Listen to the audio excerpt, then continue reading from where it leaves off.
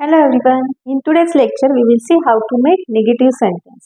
आज आपण फक्त present tense मध्ये वाक्य कसे निगेटिव्ह करायचे ते पाहणार आहोत. So we have seen that in present there are 5 helping verbs am, is, are, have आणि has.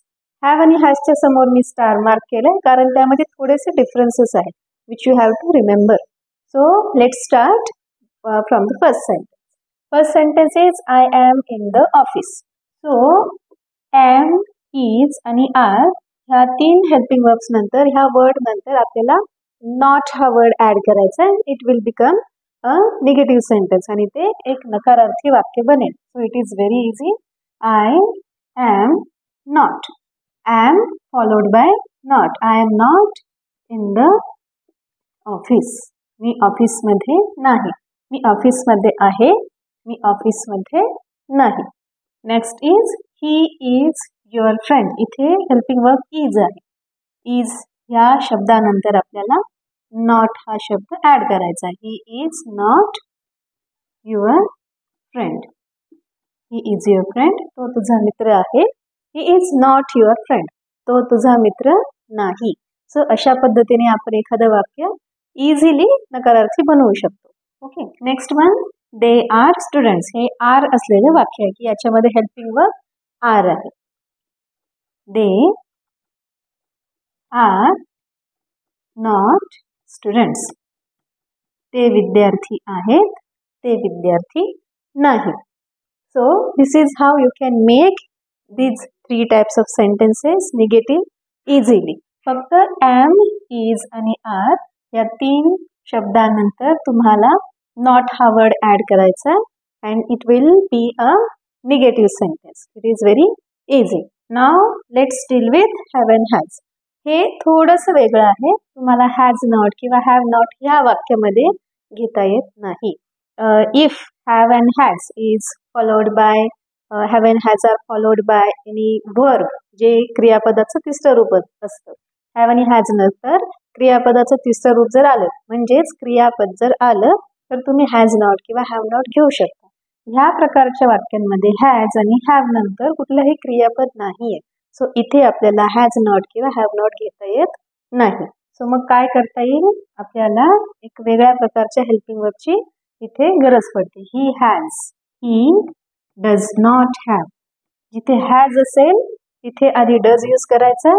ही डज त्यानंतर नॉट लिहायचं आहे. पुन्हा हॅवचं बेस फॉर्म घ्यायचा जो की हॅव आहे. हॅजचं base form have. He does not have many books. He does not have many books. So these 2 sentences are a little bit different than first 3 sentences. ह्या 2 वाक्यामध्ये हा बदल आहे की जो शब्द आपल्याला पहिल्या सेंटेन्स मध्ये दिसत नाही जसं की डू किंवा डज तो आपल्याला नकारार्थी वाक्यामध्ये दिसतो. ही नंतर आपल्याला आधी डज यूज करायचा आहे. नंतर नॉट येईल आणि हॅजचा बेस फॉर्म घ्यायचा आहे जो की आहे have. He does not have many books. परत निगेटिव्ह सेंटेन्स मध्ये हॅज वापरायचं नाही आहे. He does not have. Does not have. So लक्षात ठेवायला इझी आहे. हॅज जे आहे त्यामध्ये एस हे लेटर आहे आणि डज मध्ये सुद्धा आहे. Has does. ओके.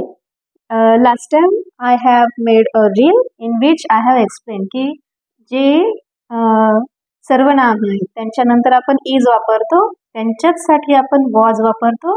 त्यांच्याचसाठी आपण हॅज वापरतो आणि आता त्यांच्याचसाठी आपल्याला डज वापरायचं आहे. या सगळ्यांमध्ये एक गोष्ट कॉमन आहे ते म्हणजे S. S for singular. So this is how you can remember it easily. So this was a trick. I have explained this in the previous session. So he has many books. Negative आहे. He does not have many books. Next one. They have 2 phones. आता इथे have होतं इथे has होतं इथे have आहे. In this case we can use do. They do not have 2 phones. They do not have 2 phones. So here we have to use do followed by not नंतर have येईल. So does not have आणि do not have हा थोडासा बदल आपल्याला जाणवतो have आणि हॅजच्या वाक्यांमध्ये. These one are easy. पहिले 3 जे आहेत एम, इज, आर ते थोडेसे इझी आहेत. Easily you can make am not, is not आणि आर नॉट.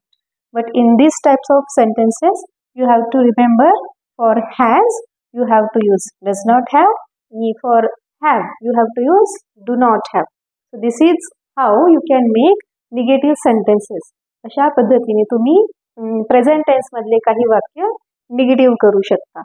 हॅव हॅज ची थोडीशी जास्त प्रॅक्टिस करायची आहे लिहिताना आणि बोलताना सुद्धा, so that you will remember it easily. I hope you understood.